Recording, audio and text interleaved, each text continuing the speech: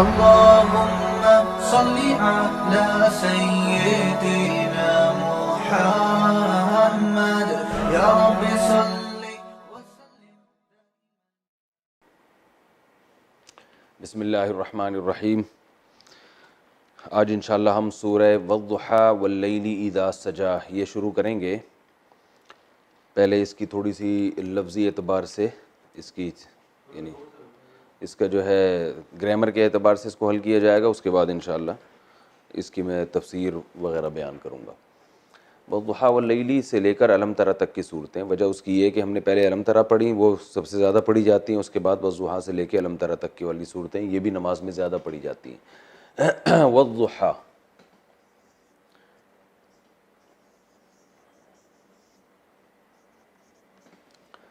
دیکھیں، واو عربی میں اور کے معنی میں بھی آتا ہے اور واو قسم کے معنی میں بھی آتا ہے. جیسے عربی میں آپ نے سنا ہوگا واللہ، اللہ کی قسم.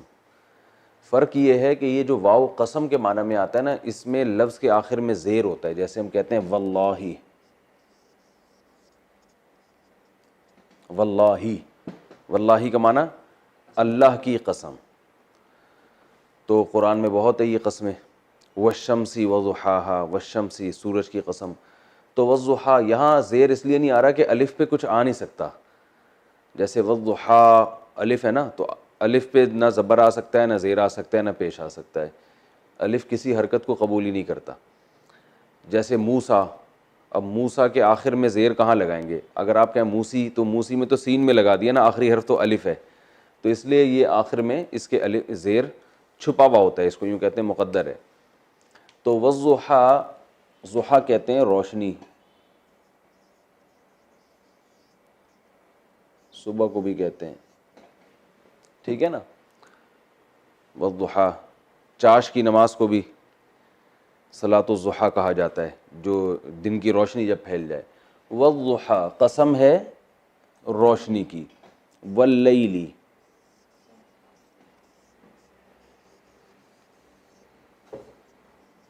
اللیل، یہ لام میں نے ڈبل ڈال دیا،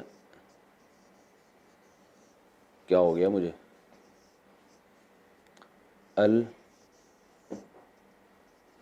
واللیل، لیل کہتے ہیں رات کو. اس یہ بھی واو قسم کے لیے. لیل کسے کہا جاتا ہے؟ رات کو. یہ والا لیل صحیح لکھا ہے، یہ غلط لکھا ہوا ہے. اللیلی، ٹھیک ہے نا. لیل کہتے ہیں کس کو؟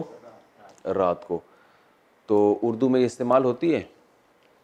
لیلۃ القدر کہتے ہیں نا، لیلۃ القدر، قدر کی رات. اچھا، واللیل اذا سجا، اذا کا معنی جب. سجا، سجا اصل میں تھا سجا یا ضربہ کی طرح. اس کا معنی ہوتا ہے قرار پکڑنا. واللیل اذا سجا، رات کی قسم. اذا جب وہ رات سجا قرار پکڑ لے، ساکن ہو جائے، ٹھیک ہے نا. کوئی چیز جب قرار پکڑتی ہے تو اس میں چین آ جاتا ہے نا، سکون آ جاتا ہے. تو یہ مطلب ہے واللیل اذا سجا. یہ دو قسمیں اٹھائیں اللہ نے. والضحیٰ قسم ہے چاش کی یا صبح کی قسم یا روشنی کی قسم. واللیل اور رات کی قسم. اذا سجا جب وہ قرار پکڑ لے. ما ودعک، ما کا معنی نہیں. جیسے میں نے بتایا تھا نا، ما ضربہ، نہیں مارا اس نے. ودع، ودع سبح کی طرح ہے.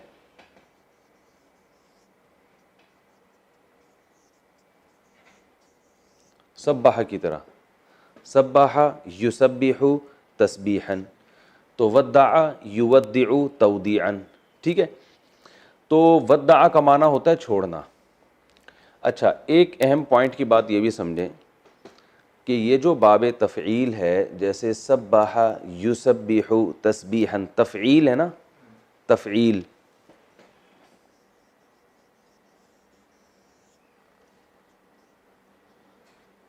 تسبیح جیسے تفعیل.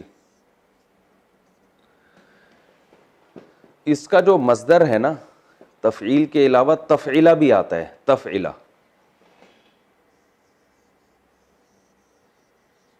بعض دفعہ یہ تفعلہ کے وزن پر بھی آتا ہے، تفعلہ، ٹھیک ہے نا، جیسے یوم ترویہ، ترویہ ہے نا، ترویہ، اور تلبیہ، تلبیہ نہیں ہم پڑھتے لبیک کو تلبیہ، تو تلبیہ یہ اصل میں تلبین کو تلبیہ بھی پڑھتے ہیں یہ، لیکن اپنی طرف سے بنا نہیں جا سکتا، اب آپ تسبیح سے بنا دو تسبیحہ، ایسا نہیں ہے۔ بتانے کا مقصد یہ ہے کہ بعض دفعہ باب تفعیل تفعیلہ کے وزن پر بھی آ رہا ہوتا ہے، تو قرآن میں اگر تفعیلہ آ رہا ہے تو آپ سمجھ جائیں کہ یہ کون سا باب ہے، یہ تفعیل ہی ہے، اس کا ماضی فعلہ ہوگا، مضارع یفعل ہوگا، ٹھیک ہے نا۔ اور اسی طرح اس کا جو مصدر ہے وہ فعال بھی آتا ہے، فعال کے وزن پر بھی آتا ہے، ٹھیک ہے نا۔ تو تفعیلہ بھی آتا ہے، فعال بھی آتا ہے۔ فعال کی مثال کوئی ذہن میں نہیں آ رہی،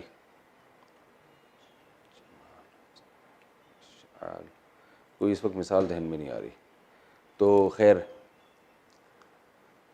جب مثال آئے گی نا اس وقت ہی میں بتاؤں گا، یہ آپ اس کو کاٹ دیں ابھی، بس تفعیلہ ذہن میں رکھیں، ٹھیک ہے۔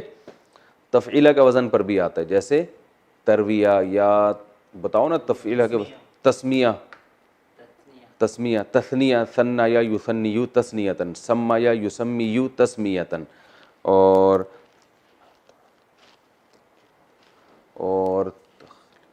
تخلیہ کہتے ہیں نا، تخلیہ چاہیے، خلا یا یخلیو تخلیتن، خلا یا یخلیو تنہائی، تخلیہ، اور چلو خیر۔ تو ودع یودع تودعتن یا وداعن، ہاں فعال کی مثال اسی میں ذہن میں آ گئی، دیکھیں فعال، جیسے ودع یودع وداعن، وداع، ٹھیک ہے۔ تو وداع بھی باب تفعیل کا مصدر آتا ہے، یعنی باب تفعیل کا مصدر تفعیلہ بھی آتا ہے اور فعال بھی آتا ہے، یہ دونوں آتے ہیں۔ تو یہ بس اس لیے بتا دیا کہ وداعی پروگرام کہتے ہیں نا، اور الوداع، الوداع بھی ہوتا ہے نا، الوداع جو ہے نا یہ وادع یوادع سے ہے۔ میں نے بتایا تھا باب مفعلہ جیسے مضاربہ یا مقاتلہ، مقاتلہ آتا ہے، قتال بھی آتا ہے نا، باب مفعلہ کا مصدر فعال بھی آتا ہے، تو الوداع یہ ہے موادعہ سے، الوداع موادعہ، موادعہ اس کا معنی ہوتا ہے چھوڑ دینا، تو الوداع کا معنی بھی چھوڑ دینا۔ جمعۃ الوداع ہوتا ہے نا، جمعۃ الوداع کو اس لیے کہتے ہیں کہ یہ اب چھوڑ کے جا رہا ہے رمضان ہمیں، تو وہ جمعہ جس میں رمضان ہمیں چھوڑ کے جا رہا ہے، آخری جمعہ، کہتے ہیں الوداع کرنے کے لیے ہم وہاں جا رہے ہیں، ایئرپورٹ پہ جا رہے ہیں، الوداع کا مطلب چھوڑنے جا رہے ہیں۔ تو وداع بھی آتا ہے، ودا، ودا باب تفعیل ہو جائے گا، پیچیدہ بحث ہے، سمجھ میں آئے ٹھیک ہے، نہیں آئے تو بھی ٹھیک ہے، بس اتنا یاد رکھنا ہے آپ نے، یہ جو اہم چیز جو ہے نا ہماری ودع، یہ کس سے نکلا ہے؟ سبح سے، اس کا معنی ہوتا ہے چھوڑ دینا، تو ما ودع کا لگا دیں گے آخر میں آپ کو، ما ودع کا نہیں چھوڑا آپ کو، ربو کا آپ کے رب نے، ربو کا، وما قلا، ما کا معنی نہیں، قلا اصل میں تھا قالا یا، کیا تھا؟ قالا یا، ضربہ کی طرح، یہ اردو میں استعمال نہیں ہوتا، اس کا معنی ہوتا ہے چھوڑ دینا یا ناراض ہونا۔ یہ ان چند الفاظ میں سے ہے جو اردو میں استعمال نہیں ہوتے، یہ دیکھیں یہ ودا سب اردو میں استعمال ہو رہے ہیں۔ وما قلا، اور نہیں ناراض ہوا، قلا کا معنی ناراض ہونا، ما ودعک ربک وما قلا۔ آگے وللآخرۃ، آخرت کا معنی آخرت، ٹھیک ہے، آخرت بھی لفظ کیا ہے، یہ ہے ضاربتن کی طرح،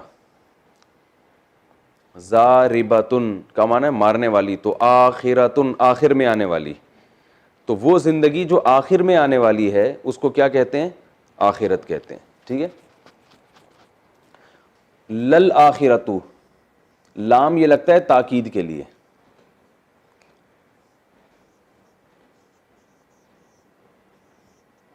لل آخرت، لام کس کے لیے ہے؟ تاکید کے لیے، یعنی ضرور آخرت. خیر لکا، خیر کا معنی بہتر، لکا پشتو میں کہتے ہیں ولکا ہے نا، یہ وہ والا ولکا نہیں ہے.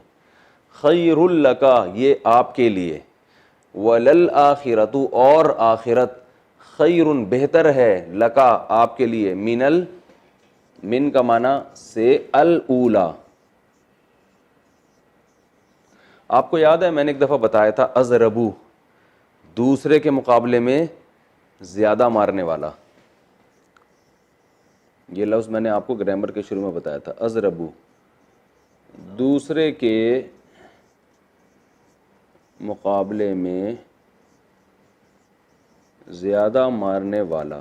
اس کی مؤنث آتی ہے زربا،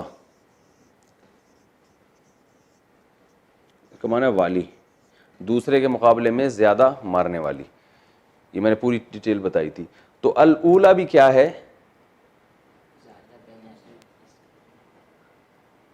دوسرے کے مقابلے میں پہلے آنے والی. ٹھیک ہے نا. اس کا وہ آتا ہے مذکر آتا ہے اولو. یہاں دوسرے صفحے پہ لکھتا ہوں اول.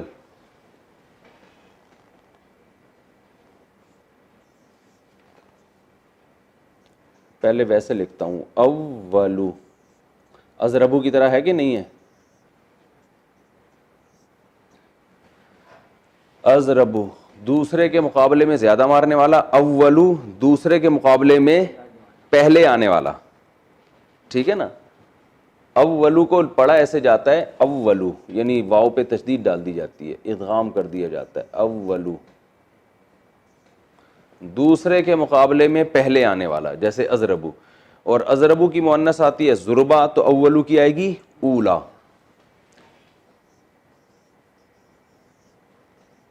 ہوتا ہے نا درجہ اولا، درجہ ثانیہ. تو اولا یہ مؤنث اس لیے ہے کہ زندگی بھی مؤنث ہے نا بھائی. دنیا کی زندگی بھی عربی میں مؤنث ہی استعمال ہوتی ہے. حیات، الحیات الاولا، وہ حیات جو کہ پہلے آ رہی. تو یہاں کیا بتایا؟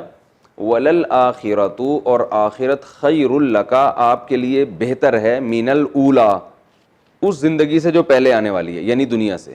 تو ہم اس کا ترجمہ یہ کرتے ہیں، یعنی پہلے کا مطلب جو آخرت کے مقابلے میں پہلے آ رہی ہے. تو آخرت آپ کے لیے بہتر ہے اولا اس دنیا کی زندگی سے. ولا سوفا، واو کا معنی اور، لام تاکید کے لیے، سوفا کا معنی عن قریب. یعطی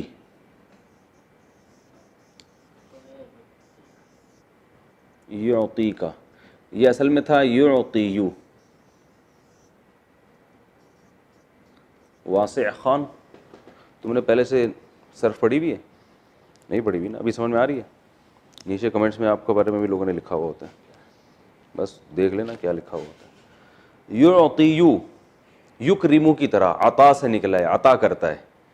تو یعطیو آخر میں یا آ رہا ہے تو وہ میں نے بتایا تھا چینج ہو جاتا ہے. تو یعطیو کو یعطی کر دیا.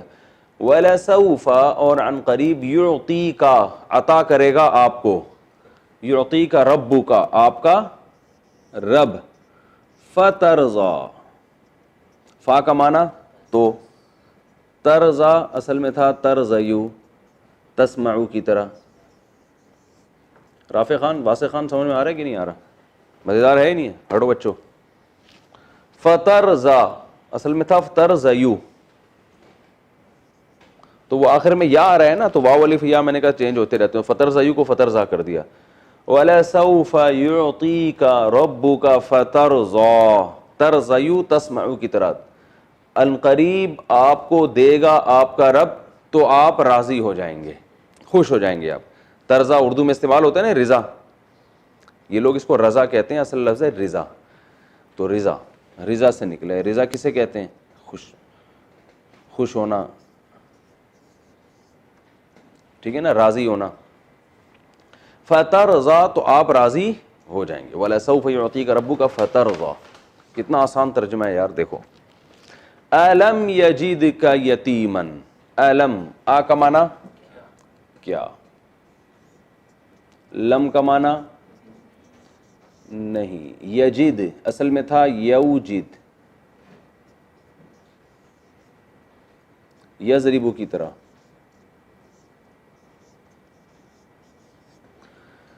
یوجدو، یوجدو تو واو ہے نا، واو الف یا، تو میں نے کہا یہ اس میں چینجنگ ہو سکتی ہے، تو یوجدو کو بنا دیا یجدو.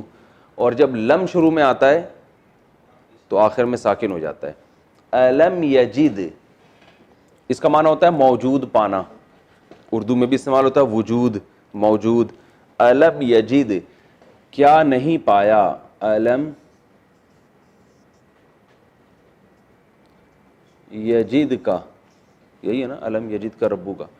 الم یجد کا کیا نہیں پایا کا آپ کو، ربو کا آپ کے رب نے، یتیمن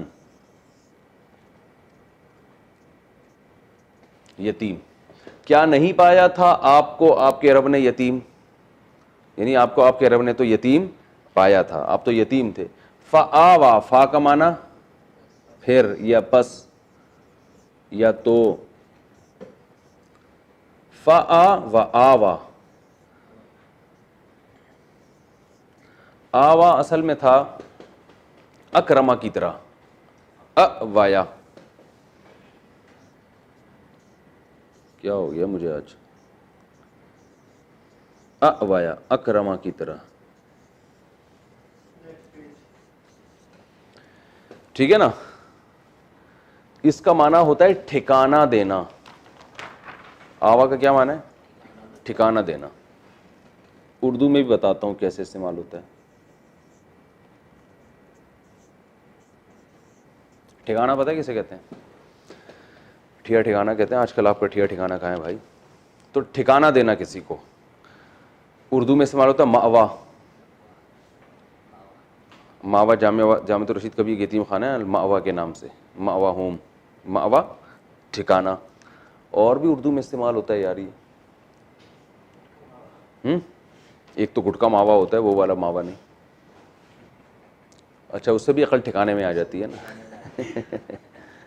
اچھا بھائی خیر. آوا اس کا معنی ہے ٹھکانہ دینا. اردو میں مجھے یہی یاد پڑتا ہے مأوا استعمال ہوتا ہے، لیکن نہیں بھی ہوتا کسی کی اردو میں تو یہ یاد کر لے. فآوا، الم یجد کا یتیمن کیا نہیں پایا اس نے آپ کو یتیم، فآوا تو اس نے ٹھکانہ دے دیا. یتیم کا تو کوئی ٹھکانہ نہیں ہوتا نا، لیکن اللہ فرماتے ہیں ہم نے آپ کو ٹھکانہ دے دیا. الم یجد کا یتیمن فآوا، ووجد کا، واو کا معنی اور، وجدہ موجود پایا، کا آپ کو، ووجدہ کا الم یجد کا یتیمن فآوا وجدہ کا ضالا فہدی. ضالن، ضالن اصل میں تھا ضاللن، ضاللن تھا. دو حرف ایک جنس کے آ گئے نا تو ملا دیا ضالن. ضالل ضارب کی طرح. ضال کا معنی ہوتا ہے گمراہ ہونا، راستے سے ہٹ جانا، علم نہ ہونا. ٹھیک ہے نا، کسی کے پاس سرے سے علم ہی نہ ہو تو اس کو بھی کیا کہا جاتا ہے، ضال. تو یہاں ووجدہ کا ضالن، ہم نے پایا آپ کو، اگر ہم یہ ترجمہ کرتے ہیں گمراہ پایا تو اس سے اردو میں کچھ اور تصور دماغ میں آتا ہے. نبی تو کبھی بھی گمراہ نہیں ہوتے. تو مولانا اشرف علی تھانوی رحمۃ اللہ علیہ نے بڑا زبردست ترجمہ کیا ہے کہ ہم نے آپ کو شریعت سے بے خبر پایا. یہاں ضلالت سے مراد کیا ہے، شریعت کے جو تفصیلی احکام ہیں ان سے آپ بے خبر تھے. یقیناً نبی صلی اللہ علیہ وسلم کو شریعت کا پہلے علم نہیں تھا. تو یہاں ہم ترجمہ یہ نہیں کریں گے گمراہ پایا، کیونکہ اردو میں گمراہی کا مطلب بہت ہی برے اس میں چلا جاتا ہے. بے خبر، راستے سے ہٹ جانے کو بھی کہتے ہیں. تو نبی صلی اللہ علیہ وسلم تو کبھی بھی شرک کے راستے پہ نہیں آئے، تو نیچر کے راستے سے کبھی بھی نہیں ہٹے. تو اس لیے ہر جگہ ہر چیز کا ترجمہ ایک جیسا نہیں ہوتا. جس سے خطاب کیا جا رہا ہوتا ہے نا تو اس کو سامنے رکھ کر اس کا مفہوم متعین کیا جاتا ہے. تو بہترین مفہوم وہ ہے جو مولانا شرف علی تھانوی رحمہ اللہ نے بیان کیا کہ شریعت سے بے خبر پایا. تو یہ بڑا زبردست خاندانی ترجمہ ہے. بیان القرآن جیسی تفسیر میں نے آج تک نہیں دیکھی ہے. مولانا اشرف علی تھانوی رحمۃ اللہ کی تفسیر ہے، لیکن اس میں یہ کہ اردو بہت مشکل ہے اس کی، وہ بہت زبردست انہوں نے تفسیر لکھی ہے. آپ درجنوں تفاسیر پڑھیں لیکن اس میں وہ علمیت نظر نہیں آئے گی آپ کو جو اس میں ہے. لیکن یہ کہ ہم عوام کو ایسے نہیں بتاتے کہ اس کی اردو بہت مشکل ہے. وَوَجَدَكَ ضَالًّا اور پایا اس نے آپ کو شریعت سے بے خبر.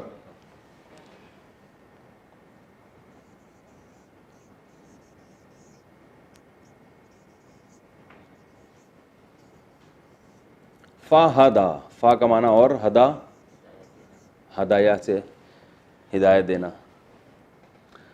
تو اس کا ترجمہ کیا اصل میں ہدایت دینا. مولانا اشرف علی تھانوی رحمہ اللہ نے جو ترجمہ کیا ہے وہ خاندانی, وہ پوری تفسیر ایسی خاندانی ہے کہ آدمی سر پھٹولتا رہتا ہے کہ یار یہ کوئی کرامت ہے ان کی کیا ہے, کیونکہ علماء کو پتہ ہوتا ہے نا کہ یہ یعنی کیسے, ظاہر ہے جو جس فیلڈ کے ماہر ہوتے ہیں وہی فیصلہ کر سکتے ہیں کہ کون کس میں کتنا ماہر ہے. تو انہوں نے ترجمہ کیا ہے کہ وَوَجَدَكَ ضَالًّا اللہ نے آپ کو شریعت سے بے خبر پایا, فَهَدَى باخبر کر دیا.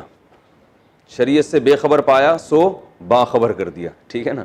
اب اگر ہم یہاں ترجمہ کرتے ہیں اس نے آپ کو ہدایت دی, تو اسے بھی لگتا ہے کہ پہلے آپ گویا گمراہ تھے, حالانکہ پیغمبر نبوت سے پہلے بھی گمراہ نہیں ہوتے.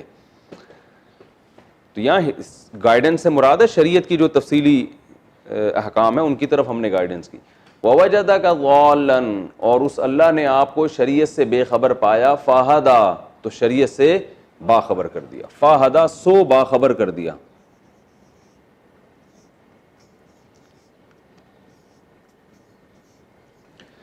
وَوَجَدَكَ ضَالًّا فَهَدَى وَوَجَدَكَ عَائِلًا وَوَجَدَكَ وَوَجَدَ یہ ہو چکا ہے. عائلاً عائل تنگ دست.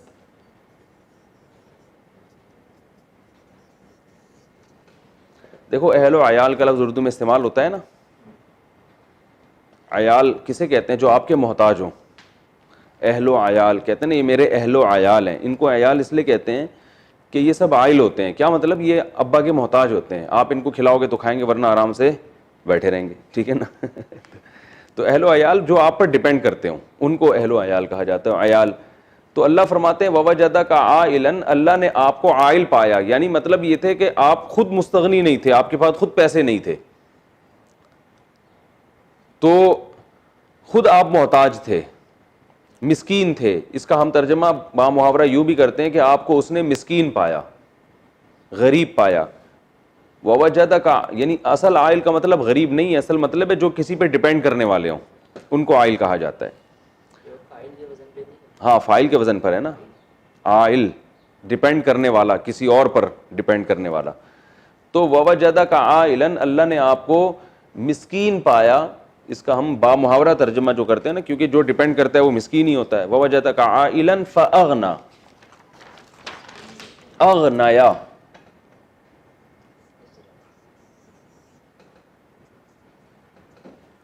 اغنایا غنا سے ہے. غنی کہتے ہیں مالدار کو نا. غنی کا اصل معنی مالدار ہونا نہیں ہوتا, یہ عائل کی اپوزٹ ہے.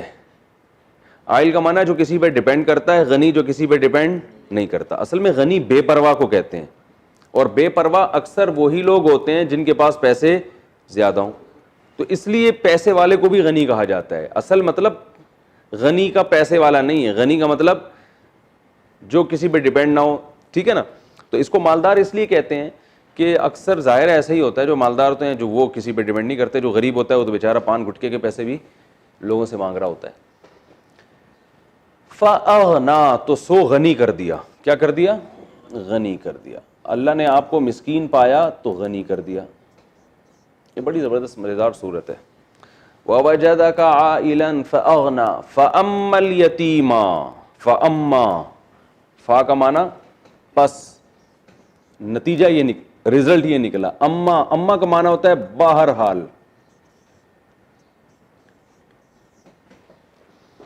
یہ بڑا پیارا لفظ ہے, قرآن میں بہت استعمال. اما کا معنی کیا ہے؟ کچھ بھی ہو جائے. بہرحال کا مطلب ہر حالت میں. اما کچھ بھی ہو جائے.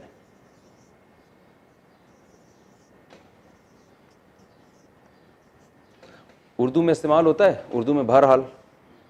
بہرحال ہم کہہ رہے ہوتے ہیں نا کہ یار اب لاک ڈاؤن بھی ہے اور پولیس بھی پکڑ رہی ہے اور باہر جاؤ تو کیا نام ہے مسائل بھی ہیں اور بدنامی بھی ہے کہ مفتی صاحب خود بیان کر رہے تھے کہ لاک ڈاؤن میں خیال کرنا چاہیے اور آپ خود جا رہے ہیں، تو بہرحال اب افطاری تو کرنی ہے نا، کہتے ہیں نا لوگ.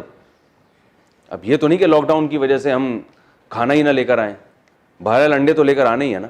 بہرحال کا مطلب ہر حالت میں چاہے لاک ڈاؤن کھلے یا نہیں کھلے. اب یہ تو نہیں کہ ہم کھانا ہی نہیں کھائیں گے، صحیح ہے نا، یہ تو نہیں کہ ہم راشن ہی نہیں آئے گا گھر میں. کرفیو لگا ہوا ہے. بہرحال اب کرفیو کا یہ مطلب تو نہیں ہوتا کہ ہم جناب وہ گھر میں یعنی قحط سے مر جائیں. تو بہرحال ایسے موقع پر استعمال ہوتا ہے. انگلش میں کیا کہتے ہیں اس کو؟ انگلش میں بھی تو استعمال، ہر زبان میں استعمال ہوتا ہے بھائی. انگلش میں جب آپ بات چیت کرتے ہو تو کیا کہتے ہیں یار، یہ تو بہت زیادہ استعمال ہونے والے، تو ہر زبان میں استعمال ہوتا ہے نا. یہ کیا پڑھا کیا ہے یار تم نے؟ یہی حشر اس کا بھی کرو گے گرامر کا جو تم نے انگلش کا حشر کیا ہے. واسع خان، واسع خان کے بارے میں لوگ پوچھ رہے ہوتے ہیں، میرا بھانجا ہے، سگا بھانجا ہے واسع خان، اور انہوں نے ہوم اسکولنگ کی ہے. لیکن ابھی نہیں بتانا چاہیے تھا، بدنام ہو جائیں گے، بولیں گے ہوم اسکولنگ کی ہے جس وجہ سے انگلش کا حال ہے. انگلش بہت اچھی ہے ان کی. اما، اما کا معنی بہرحال کچھ بھی ہو جائے. اما الیتیما فلا تقہر، بہرحال یتیم جو ہے نا، فلا، فا کا معنی تو، لا کا معنی نہیں، لا تقہر، اینی وے. یہ تو بہت زیادہ استعمال ہوتے ہیں ہر زبان میں لفظ یار، لا تقہر. لیکن یہ اینی وے اما کا ترجمہ پوری طرح نہیں بنتا. اما کا تو معنی پورا پورا ہوتا ہے کچھ بھی ہو جائے، ٹھیک ہے نا. لا تقہر، قہر کہتے ہیں غالبانہ، قہار نہیں ہے، غالبانہ کسی پر. لا تقہر، یہ لا تضرب کی طرح آرڈر کا صیغہ نا، نہیں، لا تضرب یہ کام مت کرو، تو لا تقہر غالب مت آؤ اس کے اوپر. اما الیتیما، بہرحال یتیم، فلا تقہر تو آپ اس پر غالب نہ آئیں، ٹھیک ہے نا. یعنی اس پہ سختی نہ کریں. غالب نہ آنے کا مطلب ہے جب آدمی غالب آتا ہے نا کسی پر تو سختی کرتا ہے، اسے ڈراتا ہے، تو اس کے ساتھ سختی کا معاملہ نہ کریں، سختی نہ کریں. اما الیتیم فلا تقہر واما السائل، اور بہرحال سائل سوال کرنے والا، مانگنے والا. یہاں مراد وہی نہیں کہ کوئی کوشچن کرنے والا، وہ بھی ہو سکتا ہے، لیکن اصل سائل کہتے ہیں مانگنے والے کو یا بھکاریوں کو. وَأَمَّا السَّائِلَ فَلَا تَنْهَرْ، تنہر جو ہے نا اردو میں استعمال نہیں ہوتا، اس کا معنی ہوتا ہے جھڑکنا. کیا معنی ہے؟ جیسے قرآن میں والدین کے بارے میں آتا ہے کہ فَلَا تَقُلْ لَهُمَا اُفٍّ وَلَا تَنْهَرْهُمَا، کہ ان کو اف بھی مت کرو اور لا تنہرہما، ان کو جھڑکو مت. جھڑکا مطلب حج، ایسے نہیں کہتے ہم چلو یہاں سے، اس طرح. ہائے ہائے ایسی عجیب صورتیں ہیں یار، قرآن کی تعلیمات دیکھو.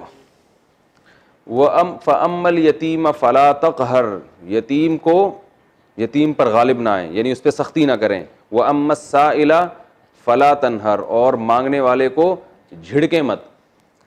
وَأَمَّا، اور بہرحال کچھ بھی ہو جائے، بِنِعْمَتِ، یہ نعمت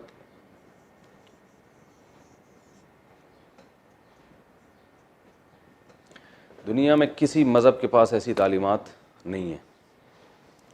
وَأَمَّا بِنِعْمَتِ رَبِّكَ، اور اپنے رب کی نعمت کے ساتھ، یعنی نعمت کے ساتھ کا مطلب یہی ہے کہ اس کے ساتھ کیا کریں، فَحَدِّثْ،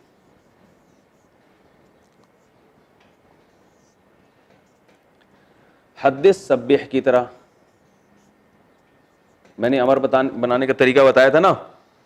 یسبحو سے کیا کریں گے، یا گرا دیں گے، آخر کو ساکن کر دیں گے. تو تحدثو سے شروع میں تا گرائی، آخر کو ساکن کر دیا. حدث بیان کریں. حدث یحدث، تحدیثاً کا معنی بیان کرنا. یہ لفظ ہوتا ہے نا تحدیث بن نعمت کے طور پہ بتا رہا ہوں، لوگ کہتے ہیں نا بھئی یہ تو میں تحدیث بن نعمت. تو حدث بنعمت اللہ، بیان کریں اللہ کی نعمت کو. سمجھ رہے ہو؟ حدیث کو بھی حدیث اس لیے کہتے ہیں کہ وہ بیان کی ہوئی بات ہوتی ہے. جیسے شریف میں نے بتایا تھا نا، فعیل کا وزن مفعول کے معنی میں بھی آتا ہے. بھائی میں نے بتایا تھا نا کہ جیسے قتیل مقتول کو قتیل بھی کہتے ہیں، تو محدوث کو حدیث بھی کہتے ہیں. وہ چیز جو بیان کی جائے وہ کیا کہلائے گی؟ حدیث. فحدث اما بنعمت ربک، پس اپنے رب کی نعمت کو حدث بیان کریں آپ. یہ پوری صورت ہو گئی ہماری. کتنا ٹائم رہتا ہے؟ ابھی تو ہے، پوری ہو جائے گی تفسیر انشاءاللہ اس کی. بہت زبردست دلچسپ صورت ہے یہ. سارے اس قرآن کی صورتیں ہی دلچسپ ہیں، لیکن یہ الگ ہی انداز ہے اس کا. ہوا یہ تھا کہ مکہ میں یہ جو 30ویں پارے کی جو صورتیں ہیں نا، تقریباً ساری ہی سوائے 2 صورتوں کے، یہ سب مکہ میں نازل ہوئی ہیں ابتدائی اسلام میں. ہوا یہ تھا کہ رسول اللہ صلی اللہ علیہ وسلم پر کسی وجہ سے وحی آنا بند ہو گئی، تاخیر ہو گئی. اس میں بہت دن ہوئے وحی نہیں آئی، تو غیر مسلموں نے یہ طعنہ دینا شروع کر دیا کہ ودع محمدن ربہ صلی اللہ علیہ وسلم، کہ محمد صلی اللہ علیہ وسلم کے رب نے ان کو چھوڑ دیا. پہلے تو بتاتے رہتے تھے یہ نازل ہوا، یہ نازل ہوا، یہ نازل ہوا، اب تو کچھ بھی نازل نہیں ہو رہا، تو ان کے رب نے ان کو چھوڑ دیا. تو آپ صلی اللہ علیہ وسلم پر یہ بات بہت شاق گزری، غم ہوا کہ وحی کیوں نہیں آ رہی بھائی. تو پھر یہ والی صورت نازل ہوئی، والضحیٰ واللیل اذا سجا.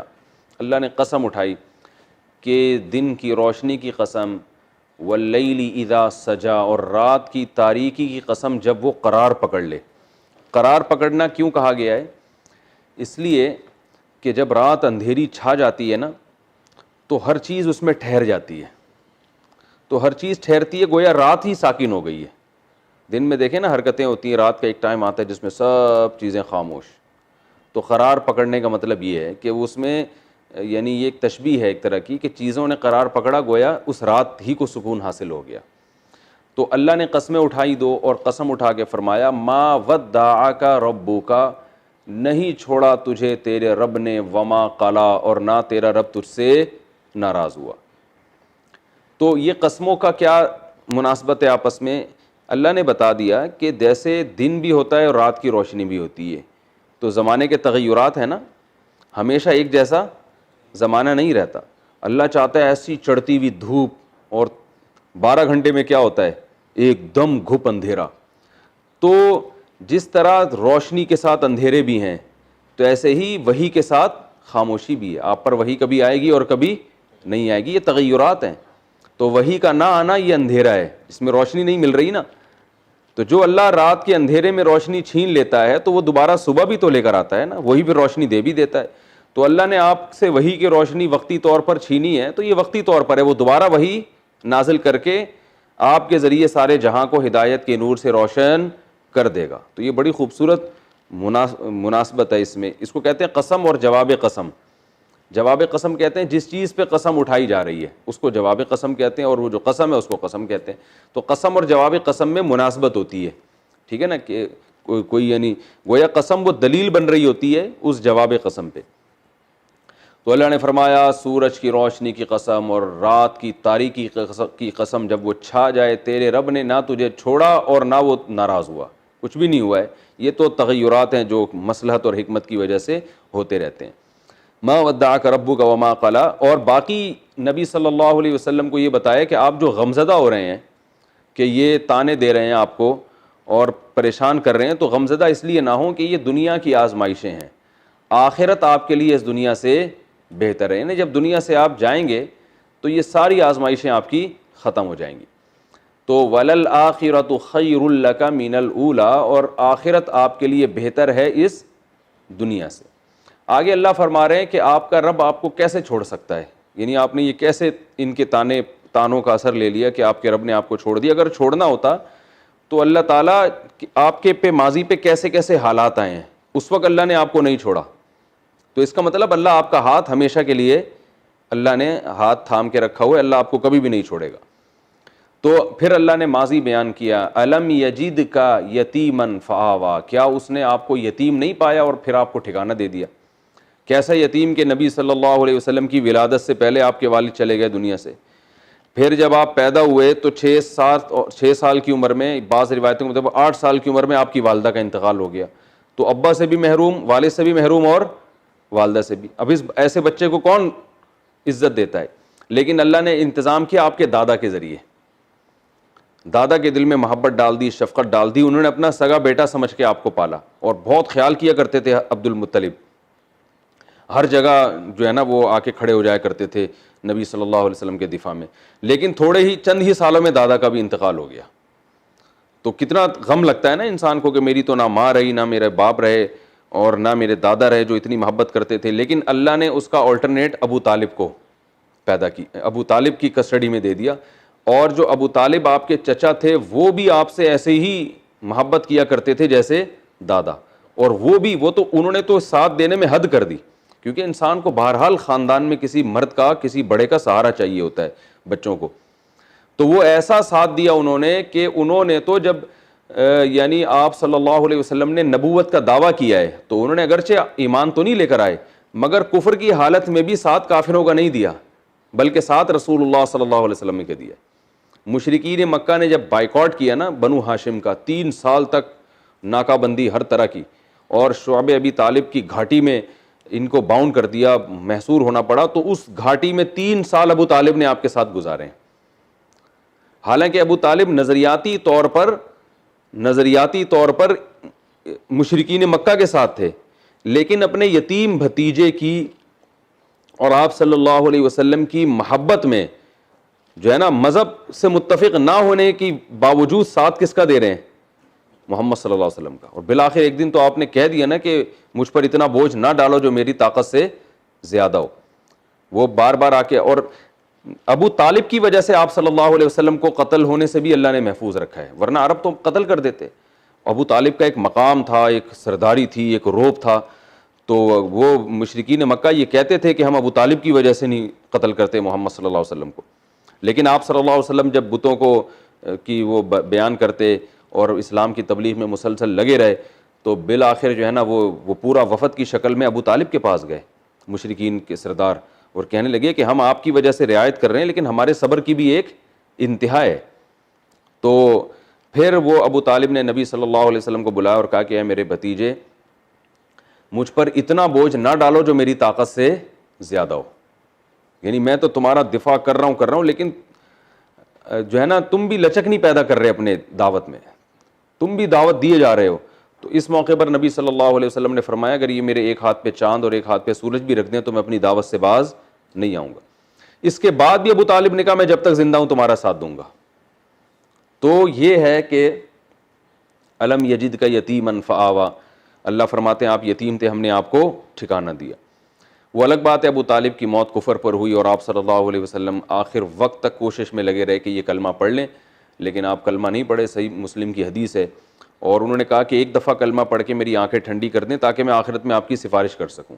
لیکن موت کے وقت عرب کے سردار موجود تھے، تو ابو طالب نے کہا کہ اگر میں نے اس وقت کلمہ پڑھ لیا تو یہ سردار تانا دیں گے کہ ابو طالب عرب کا سردار تھا اور ساری زندگی باپ دادا کے دین پہ رہا، موت کے وقت موت کے ڈر سے کلمہ پڑھا. یعنی پڑھنا تھا تو پہلے پڑھ لیتا میں، اب تو صرف موت کے ڈر سے ہی کلمہ ہوگا. تو میں یہ عار ذلت برداشت نہیں کر سکتا. اور اس کے الفاظ ہیں اخترت النار علی العار، میں جہنم کی آگ برداشت کر لوں گا لیکن آگ دنیا کی ذلت کے لوگ مجھے تانا دیں کہ ساری زندگی تو اسلام قبول نہیں کیا اور بس موت کے ڈر سے، یعنی اس کو وہ ایک طرح کی اپنے خیال میں منافقت سمجھ رہے تھے. تو اور اس پہ ایک شعر بھی ہے بڑا دلچسپ کہ میں وَلَقَدْ عَلِمْتُ بِأَنَّ دِينَ مُحَمَّدٍ مِّن خَيْرِ أَدْيَانِ الْبَرِيَّةِ كُلِّهَا، کہ مجھے یقین ہے اللہ کی قسم کہ محمد جو میرا بھتیجا ہے اس کا لایا ہوا دین تمام دینوں میں سب سے بہترین دین ہے. کیونکہ تعلیم تو جانتے تھے نا کتنی بہترین تعلیمات دے رہے ہیں وہ. لیکن کیا ہے لولا الملامت او حدار مسبت، اگر ملامت اور یہ جو بعد میں برا بلا کہنے کا خوف نہ ہوتا تو آج میں اپنے بھتیجے کی آنکھیں ٹھنڈی کر دیتا. اسی پہ قرآن مجید کی آیت نازل ہوئی کہ کیونکہ نبی صلی اللہ علیہ وسلم کو غم بہت زیادہ ہوا تھا آپ کے انتقال کا، تو قرآن مجید کی آیتیں نازل ہوئیں انک لا تہدی من احببت ولکن اللہ یہدی من یشاء، کہ اے نبی صلی اللہ علیہ وسلم جس سے آپ محبت کرتے ہیں اس کو ہدایت نہیں دے سکتے، اللہ جس کو چاہتا ہے ہدایت دیتا ہے. تو آپ کو تو محبت تھی، آپ کے چچا ہیں اور ہونی چاہیے، تو لیکن یہ کہ ہدایت آپ کے قبضے میں نہیں ہے. تو یہ جو ہے نبی صلی اللہ علیہ وسلم کی کفالت کا اللہ نے انتظام کیا۔ اس سے بھی پتہ چلتا ہے کہ اللہ تعالیٰ بعض دفعہ کافر کے ذریعے بھی، کسی غیر مسلم کے ذریعے بھی دین کا کام لے لیتے ہیں، اور یہ بھی پتہ چلتا ہے کہ جتنے بھی غیر مسلم ہیں سارے اسلام دشمن نہیں ہوتے، ان میں بہت سے سپورٹر بھی ہوتے ہیں، تو ان کو آخرت میں سزا کم ملے گی۔